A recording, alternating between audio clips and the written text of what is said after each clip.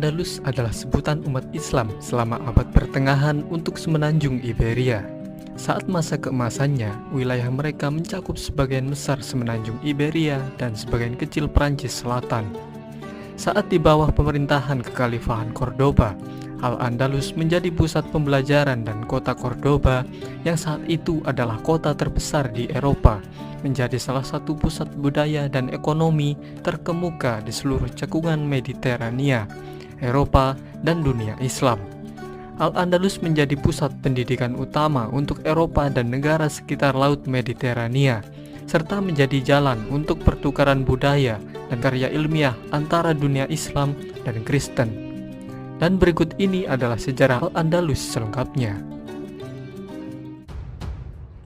Saat masa Kekhalifahan Umayyah dipimpin oleh Al-Walid I di tahun 711, seorang komandan yang bernama Tariq ibn Ziyad memimpin pasukan kecil yang terdiri dari orang-orang yang baru saja masuk Islam. Mereka mendarat di semenanjung Iberia, kemudian berkemah di kaki gunung yang selanjutnya dinamai menurut namanya, Jabal Tariq atau Gibraltar. Pasukan Tariq berisi sekitar 7.000 penunggang kuda orang Berber, sedangkan penguasa wilayah itu, Raja Roderick, mengumpulkan pasukan yang berjumlah 100.000. Namun sebagian besar pasukan tersebut tidak terlalu loyal pada Raja Roderick. Singkat cerita, Tariq akhirnya bisa memenangkan pertempuran yang menentukan ketika Roderick dikalahkan dan dibunuh pada tanggal 19 Juli di pertempuran Guadalete. Kemudian Tariq membagi pasukannya menjadi 4 divisi yang kemudian menaklukkan Cordoba di bawah komando Mughith al-Rumi. Begitu pula dengan Granada dan kota-kota lain. Sementara itu, Tariq tetap menjadi kepala divisi yang menaklukkan Toledo. Setelah itu, pasukan tersebut terus bergerak ke utara sampai ke Guadalajara dan Astorga, dan akhirnya sebagian besar semenanjung Iberia menjadi salah satu provinsi Kekhalifahan Umayyah yang disebut Al-Andalus.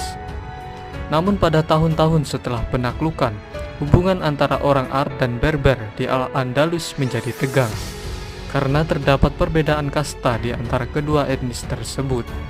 Suatu ketika populasi etnis Berber jauh melebihi jumlah orang Arab di provinsi baru itu, dan kebanyakan orang Berber telah turut serta pada sebagian besar pertempuran, dan mereka juga diberi tugas yang lebih keras, misalnya menertibkan daerah-daerah yang bermasalah.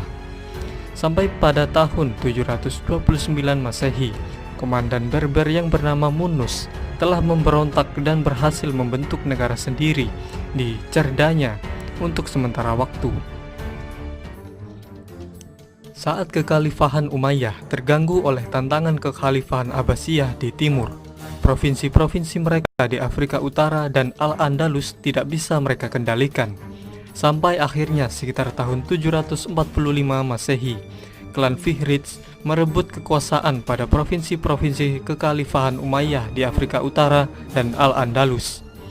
Kemudian kekuasaan wilayah tersebut dibagi dua oleh klan Fihriz, Abdul Ar-Rahman ibnu Habib al-Fihri di Ifriqiya dan Yusuf al-Fihri di Al-Andalus. Klan Fihriz bersukacita dengan runtuhnya Bani Umayyah di timur, dan mereka melakukan perundingan dengan Bani Abbasiyah dengan harapan mereka akan tetap diizinkan melanjutkan pemerintahan otonom mereka. Tapi Bani Abbasiyah menolak tawaran itu dan menuntut penyerahan wilayah. Karena tidak terima, kemudian klan Fihriz menyatakan kemerdekaannya dan mengundang sisa-sisa Bani Umayyah yang terguling untuk mengungsi di wilayah kekuasaan mereka. Tapi sekelompok orang yang kecewa dengan kepemimpinan klan Fihriz berkonspirasi dengan keturunan Bani Umayyah yang mengungsi untuk memberontak. Lalu di tahun 756 Masehi, pangeran dari Bani Umayyah yang bernama Abdul Ar-Rahman I menggulingkan Yusuf al-Fihri dan menyatakan dirinya sebagai emir dari Cordoba. Kemudian 1,5 abad berikutnya, keturunannya yang bernama Abdul Ar-Rahman III tidak hanya dengan cepat memulihkan kekuatan Umayyah di seluruh Andalusia, tetapi ia juga sanggup memperluasnya ke Afrika Utara bagian barat. Pada tahun 929, ia menyatakan dirinya sebagai khalifah dan mengangkat status daratan Al-Andalus dari emirat menjadi sebuah kekhalifahan, yaitu Kekhalifahan Cordoba. Pada periode kekhalifahan inilah Al-Andalus mencapai zaman keemasannya dengan menerapkan sistem pertanian dan kebijakan ekonomi yang baru, membuat daerah di sekitar Cordoba dan beberapa kota di Andalusia menjadi daerah dengan ekonomi pertanian yang paling maju di Eropa saat itu. Dan hal ini juga memicu revolusi pertanian di Jazirah Arab. Di antara kota-kota Eropa, kota Cordoba yang ada di bawah kekhalifahan dengan populasi sekitar 500.000 orang akhirnya menyalip Konstantinopel sebagai kota terbesar dan paling makmur di seantero Eropa. Dalam dunia Islam, Cordoba adalah salah satu pusat budaya terkemuka. Karya para filsuf dan ilmuwannya memiliki pengaruh besar pada kehidupan intelektual Eropa di abad pertengahan. Muslim dan non-Muslim sering datang dari luar negeri untuk belajar di perpustakaan dan universitas terkenal di Andalusia. Salah satu ilmuwan barat yang terpengaruh oleh ilmuwan Andalusia adalah Michael Scott yang membawa karya Ibn Rus atau Averroes dan Ibn Sina atau Avicenna ke Italia. Peralihan gagasan ini tetap menjadi salah satu yang terbesar dalam sejarah dan secara signifikan mempengaruhi pembentukan periode Renaissance di Eropa.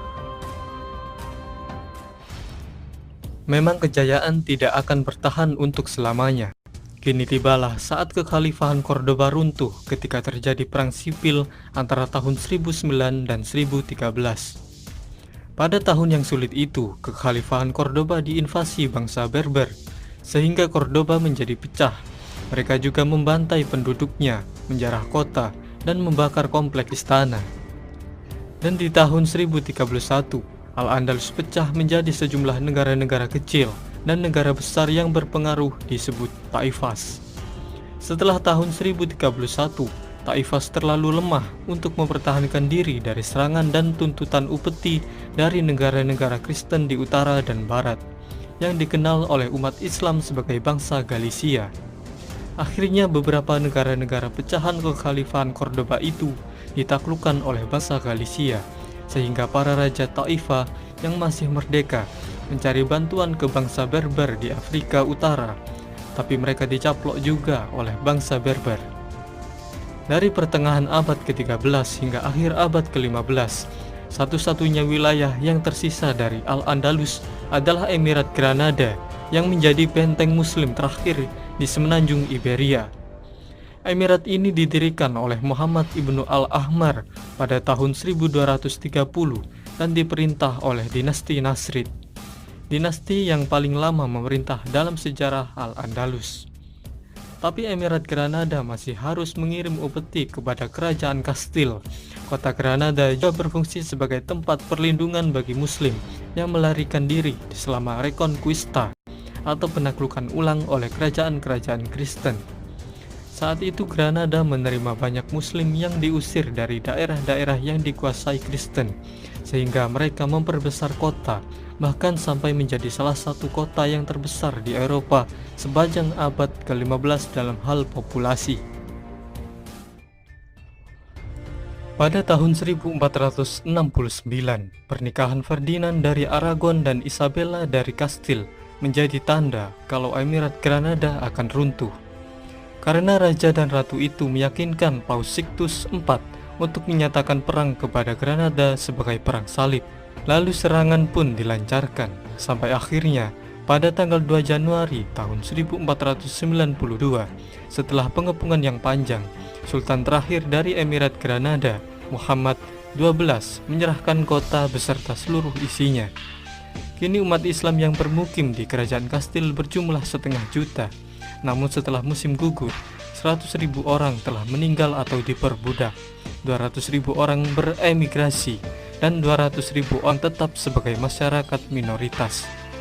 Banyak elit Muslim termasuk Muhammad XII telah diberi area Gunungan Alpujarras sebagai kerajaan. Di tahun itu, kaum Muslim di Granada masih diizinkan untuk terus mempraktikkan agama mereka. Tapi di tahun 1502, Raja-Raja Katolik memaksa semua Muslim yang hidup di bawah kekuasaan Kastilia berpindah agama. Kemudian keturunan Muslim menjadi sasaran pengusiran dari Spanyol antara tahun 1609 dan 1614. Akhirnya sekitar tahun 1727, setelah terjadinya tragedi penuntutan massal, Islam asli dianggap telah padam di Spanyol.